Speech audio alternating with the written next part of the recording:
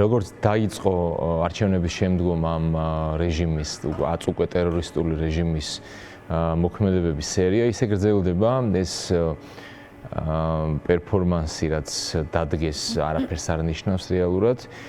მე ეს პიროვნება მყ, რომელიც სახელი და გვარიც ახლა რო თქვა სახელი და გვარი სრულად ის უკვე რაღაცა სრულყოფილ პიროვნებად სრულყოფილად შეიძლება რაღაცა პიროვნებად წარმოვიდგინო ადამიანმა, რომელსაც სახელი და გვარი ახლა ეს კაცი რაღაცა დაუსრულებელი მოვლენა არის ჩვენს სივრცეში და მახსენდება პირველ რიგში, როდესაც ამ კაცია საუბარი, მისი ხელმოწერა და ამიტომ არის ჩემთვის ეს კაცი ინიციალები რა, მყ.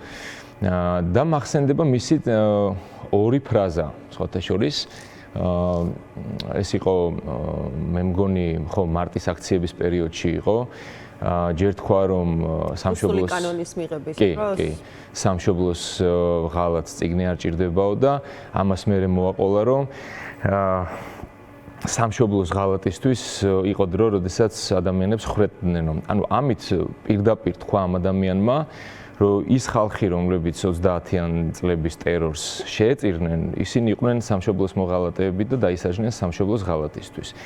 ეს თქვა პრაქტიკულად, ეს არის ჩეკისტური სულისკვეთების არასრული ფაშისტური წარმონაქმნი და იმის პროდუქტი, რაც არის მისი გუნდი მთლიანად რა.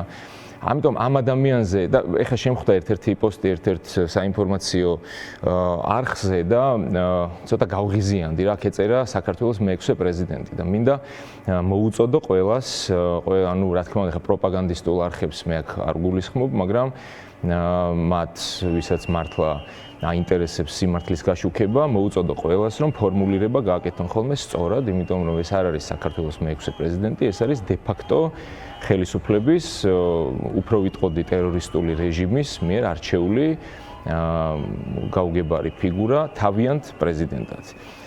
და ეს არის ძალიან მნიშვნელოვანი აღსაქმნელად რა.